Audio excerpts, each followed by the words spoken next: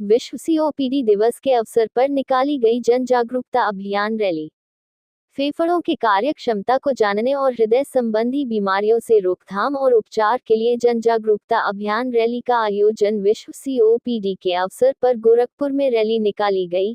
इस अवसर पर वरिष्ठ चिकित्सक नदीम अरशद ने बताया कि सांस फूलने, लगातार बलगम और खांसी बने रहने के कारण दुनिया भर में यह मृत्यु का कारण बन रही है। आम आदमी में, विशेष रूप से कम संसाधन वाले देशों में ये बीमारी अत्यधिक प्रचलित है। यह अनुमान है कि हर साल दुनिया भर में 30 लाख लोग सीओपीडी के कारण मरते हैं। दुनिया में बढ़ती उम्र की आबादी और तंबाकू के धुआं जैसे जोखिम वाले कारकों के संपर्क में रहने के कारण ये संख्या बढ़ाने की उम्मीद बनी रहती है। तंबाकू हमारे सांस के जरिए शरीर में और अन्य जहरीले कण के संपर्क में आना सीओपीडी के मुख्य जोखिम का कारण बनता है। आज पूरे विश्व में 24वां विश्व सीओपीडी दिवस मनाया जा रहा है। सबसे पहला सीओपीडी दिवस जो है 2002 से शुरू हुआ था। ये गोल्ड संस्था global initiative for chronic obstructive lung disease द्वारा हर साल मनाया जाता है। इसका लक्ष्य है सीओपीडी के बारे में जागरूकता को बढ़ाना, नई जानकारी एवं नवीन चिकित्सीय प्रणाली को प्रस्तुत करना है। सीओपीडी एक फेफड़े की क्रॉनिक ऑब्स्ट्रक्टिव लंग डिजीज कहलाती है, जिसमें सांस की नली में सूजन और सिकुड़न आ जाती है और इसमें सबसे इम्पॉर्टेंट लक्षण है सांस का फूलना। इसीलिए आज हर वर्ष एक थीम के साथ सीओपीडी मनाया जाता है। इस वर्ष का थीम है short of breath think COPD, यानी सांस फूले तो आप सीओपीडी के बारे में सोचें। क्योंकि सांस का फूलना और खांसी के साथ बलगम आना ये इसके इम्पॉर्टेंट लक्षण हैं। जहाँ तक इसकी जांच या डायग्नोसिस के बारे में पता लगाने की बात है, तो सबसे इम्पॉर्टेंट जो जांच होती है उसको कहते हैं पल्मोनरी लंग फंक्शन या स्पायरोमीट्री। स्पायरोमीट्री द्वारा फेफड़े की जांच की जाती है, जिससे ये पता लग जाता है कि सीओपीडी इसमें है कि नहीं है। इसके सबसे इम्पॉर्टेंट लक्षण मैंने बताया कि सांस का फूलना, बलगम की खांसी आना और आगे चल के और भी बीमारियां इसके साथ लग जाती हैं। इसका जहां तक ट्रीटमेंट का सवाल है, सीओपीडी चूँकि क्रॉनिक इन्फ्लेमेटरी लंग डिजीज़ है तो लॉन्ग टर्म ट्रीटमेंट देना है, तो इनहेलेशन थेरेपी ही इसका इलाज है।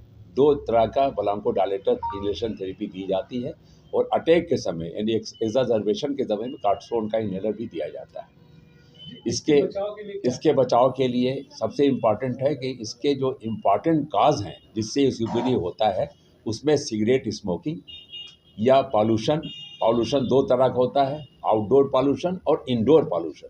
यहाँ एशिया में, इंडिया में, आसपास के लो इनकम कंट्रीज़ में जो पॉल्यूशन इंडोर होता है वो हाउस होल्ड जिसे कहते हैं बायोमास फ्यूल, अक्सर जो चूल्हा जलता है, लकड़ी का चूल्हा या बुरादे का चूल्हा, इसके धुएँ से जो धुआं निकलता है उससे भी सीओपीडी होती है। बल्कि ये देखा गया कि 1/4 सीओपीडी जो है वो बायोमास फ्यूल या लकड़ी के चूल्हे जलाने से ही होती है।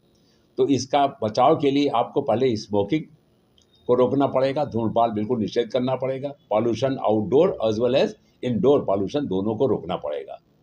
इसी वजह से, और दूसरा बचाव है इसका टीका। सीओपीडी वैसे तो रेस्पिरेटरी डिजीज में WHO ने 5-6 टीके बताए हैं। सबसे पहले इन्फ्लुएंजा वैक्सीन जो साल में एक बार दी जाती है। एक नई वैक्सीन जो सीओपीडी के लिए बनी है उसको कहते हैं निमोकाकल वैक्सीन। वो पहले 2 तरह की होती थी, अब एक ही बार देनी है। PCV20 लेटेस्ट आई है जो कि एक बार लाइफ टाइम देनी है। तीसरा कोविड वैक्सीन भी देना है। चौथा देखा गया कि डिप्थीरिया या काली खांसी से भी सीओपीडी हो जाती है, तो TDAP, इसमें डिप्थीरिया, टेटनस और पर्ट्यूसिस की एक वैक्सीन होती है। हर्पीस ज़ॉस्टर जो शिगल्स करता है, शिगल्स बचाव करता है, उसको करती है। अक्सर सर्दी जुकाम होता है, इसलिए रेस्पिरेटरी सिंसिटियल वायरस, इसकी भी वैक्सीन होती है। तो ये 5-6 वैक्सीन अगर लग जाए और स्मोकिंग और पॉल्यूशन से हम लोग बचें तो सीओपीडी से बचाव हो सकता है। क्या इसके लिए उम्र का कोई? जी, ये देखा गया है कि जो जो आदमी की उम्र बढ़ती है फेफड़े में चेंजेस होने लगते हैं, तो आगे चल के उस एज के साथ भी सीओपीडी बढ़ती है। सांस का मर्ज हो, दमा हो, भी आगे चल के सीओपीडी करता है। और भी सीओपीडी में जैसे कोमॉर्बिडिटीज़ कहलाती है, डायबिटीज़ है, एस्मा है, एनीमिया है, इमिशिएटेड हो जाता है मरीज़ और आगे चल के लंग कैंसर भी हो जाता है। इसीलिए सीओपीडी का बचाव और ट्रीटमेंट बहुत ही ज़रूरी है।